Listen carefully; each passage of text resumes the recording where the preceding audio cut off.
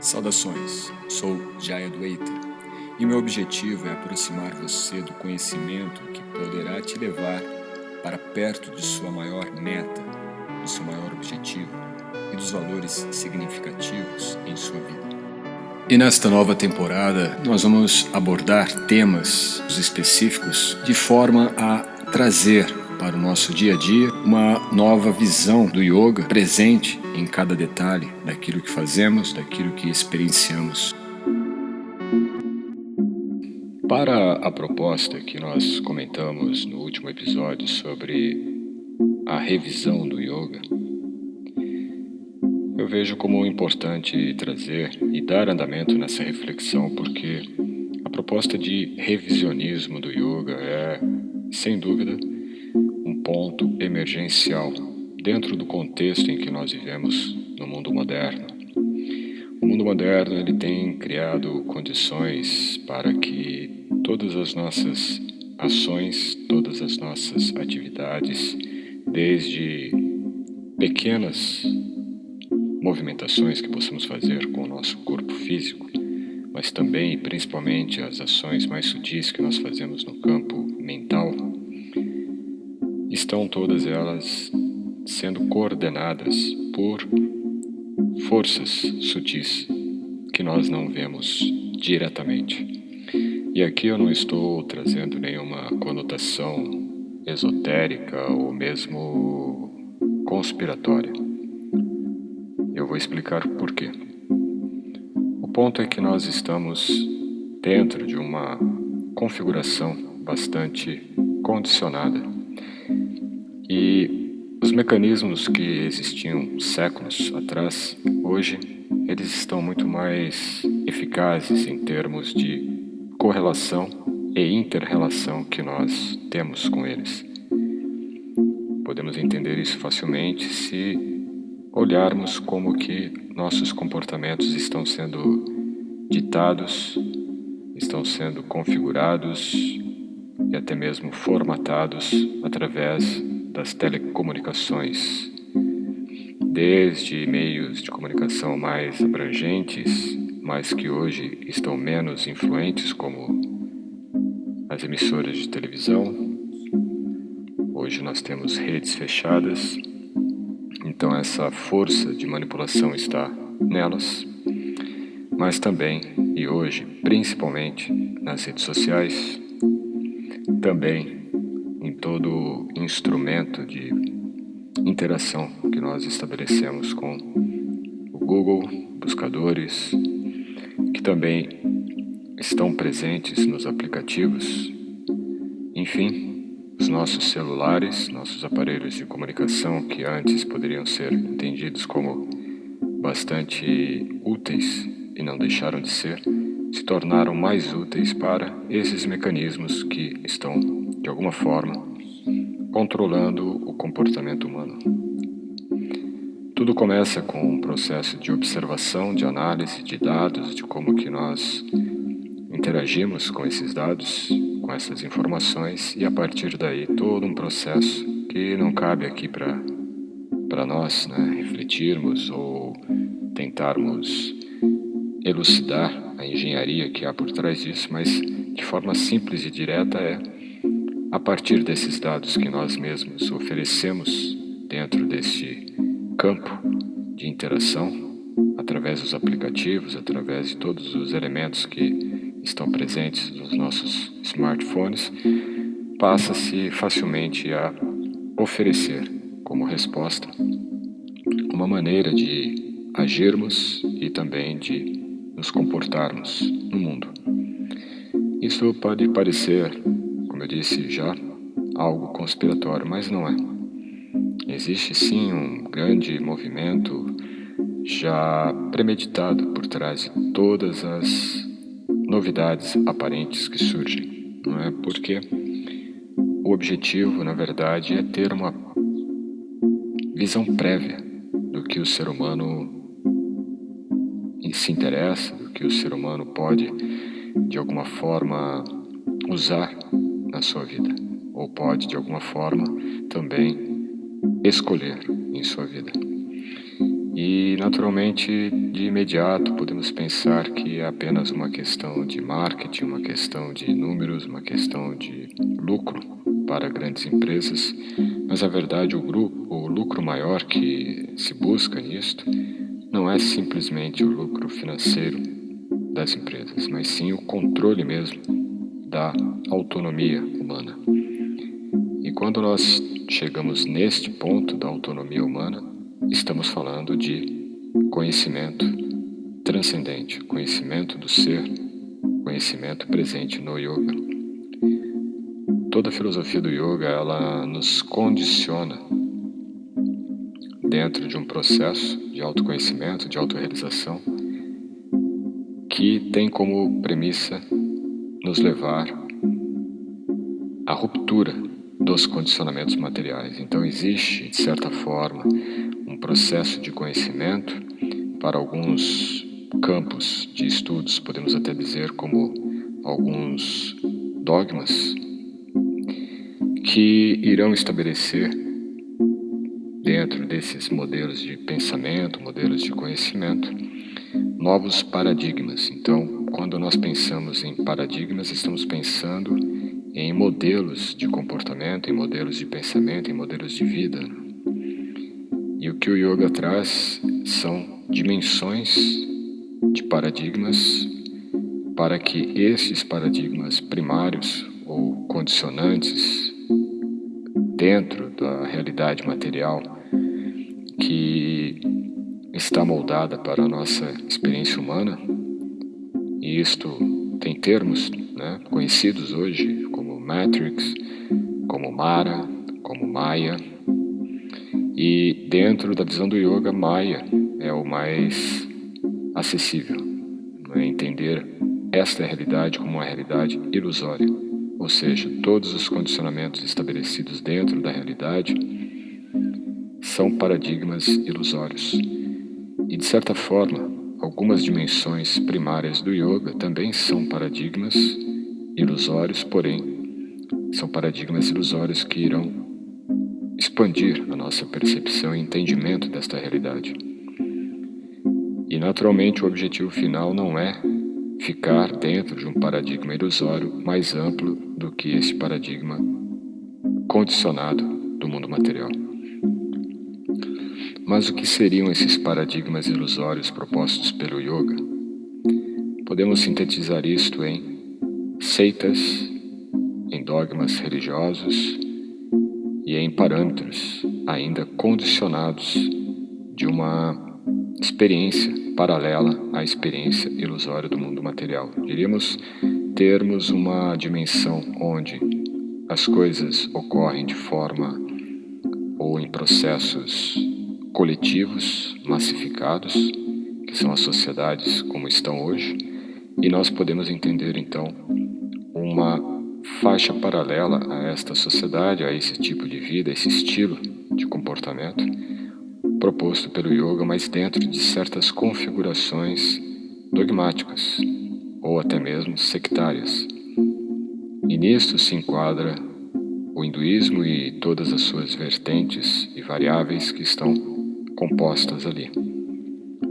Sendo que o yoga é uma veia viva, uma linha viva de uma tradição milenar e não condicionada por estas forças e por estas visões sectárias que se constituem ao longo da história. Existe um fator bastante importante, talvez eu traga isto em outros episódios, que é um ponto mais filosófico, e isso é abordado em alguns estudos que são oferecidos tanto na escola de yogis, como também na formação de instrutores do VVY, mas que basicamente diz respeito à condição com que o mundo material vai se constituindo ao longo do tempo. Quer dizer, existe uma relação da nossa interação com o mundo a nível físico, e o nível físico ele é constituído de uma dimensão espaço e também de uma dimensão tempo, onde o fenômeno da experiência que nós temos com a realidade ocorre tanto na dimensão temporal como também se cristaliza na dimensão espacial. Quer dizer, todo o fenômeno da experiência humana ocorre dentro de uma dimensão que vem a se constituir então como um rito, como um ritual. O próprio advento do que nós temos como religare, né, da religião, é na verdade a constituição a partir de rituais do fenômeno da experiência humana na realidade paradigmática da experiência, né? Ou seja, em algum momento da história, e esse momento ele existe um momento de ruptura entre as castas bramínicas dos yogis, em que os yogis se veem, não mais adaptados a uma limitação imposta pelos brahmanes de então. Isso estamos falando de períodos anteriores a 7.000 anos, né? E nesse momento em que há essa ruptura entre os yogis e a casta bramínica, nós temos então o estabelecimento de determinadas normas que iriam reger a sociedade sob determinadas leis, determinadas normas, determinados paradigmas. Então, quer dizer, a sociedade passa a viver sobre determinados pontos de conexão que inicialmente se estabelece como um parâmetro religioso e a partir dali todas as outras camadas e dimensões de controle das massas sociais vão se estabelecendo, como ordens políticas, como ordens comportamentais, e tudo que nós temos hoje é, na verdade, um grande acúmulo de diferentes camadas que vão se sobrepondo desde 7.000 anos até hoje. E paralelo a isto, o que nós vamos ter é realmente uma linhagem, diríamos uma linhagem não contaminada ou não condicionada por estas regências dentro de Maya, dentro da camada ilusória da experiência humana. Portanto, o yoga como ele é, o yoga nativo, original, tradicional, ou em outras palavras, o yoga dentro desta visão védica, ele traz, portanto, uma possibilidade da experiência humana em sua plenitude, não condicionada por esses regentes históricos, espaciais e temporais que se cristalizam então como processos sectários, em outras palavras, em seitas. Por isso, a necessidade de um revisionismo do yoga se torna hoje extremamente urgente, quando nós observamos que todos os contextos em que o yoga é apresentado, geralmente ele é apresentado de uma forma que para um iniciante torna-se quase que imperceptível a dimensão de condicionamento ou de manipulação que existe. Sejam em diferentes escolas, em diferentes linhagens, em diferentes abordagens, como é apresentado, o yoga ele já está bastante enveredado, por estes meios de formatação comportamental humana. Então, se no passado o yoga tinha uma proposta sim de liberação do ser, liberação da alma, dos condicionamentos dentro deste complexo chamado Maya e modernamente popularizado como Matrix, hoje praticamente o yoga perde isto. Se no passado ele possibilitava, hoje dentro desse mercado em que nós estamos, uma feira livre, onde tudo é vendido, tudo é oferecido, tudo é facilitado, possivelmente cairemos facilmente em presas, em iscas, onde certamente nos vendem uma proposta de liberação, uma proposta de liberdade, uma proposta de espiritualidade, mas que na verdade é apenas um protótipo, é apenas um aplicativo. Na verdade, a espiritualidade que é oferecida hoje em dia é uma mera réplica da verdadeira espiritualidade. E essa verdadeira espiritualidade pode ser experienciada e realizada num verdadeiro processo de yoga. E o verdadeiro processo de yoga não é algo limitado a meras configurações religiosas, ou culturais, ou étnicas, mas sim um sistema muito simples, prático e direto, em que o ser humano pode ter uma noção exata da sua dimensão na realidade em que vive. Não é necessário fugir do que nós estamos vivendo, não é necessário mudar elementos externos, senão que simplesmente sintonizar a frequência da nossa consciência com a origem, o estado original de nossa realidade. E isto está, de certa forma, presente no yoga em apenas 3 pilares: asanas, posturas psicofísicas que irão regular para o equilíbrio da nossa energia e frequência de energia física do corpo, com também os processos psíquicos que nós possuímos, né? Ou seja, o nosso estado mental com o nosso estado de presença física.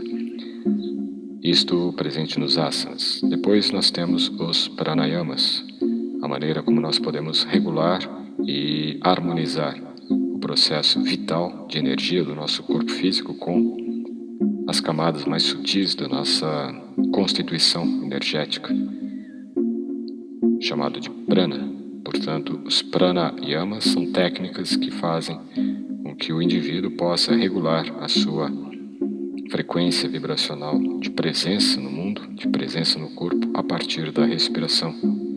E essa respiração sintonizada com o seu estado mental, então tornando possível esse equilíbrio, corpo e estado de presença. E por fim, a meditação, dhyana, onde conseguimos, a partir da respiração, equilibrar corpo e mente, corpo e espírito. E isto nos dá uma experiência que não está catalogada, não está registrada nesses meios tecnológicos que nós temos hoje e que nos propõe, geralmente, novos estilos, novas técnicas, novas metodologias. E tudo, como eu disse, não passa de apenas um protótipo, não é apenas um espelhamento ou meramente um metaverso. Portanto, nesse episódio a ideia era apenas mostrar para você que temos que sair desses condicionamentos, sair desta Matrix, transcender Maya.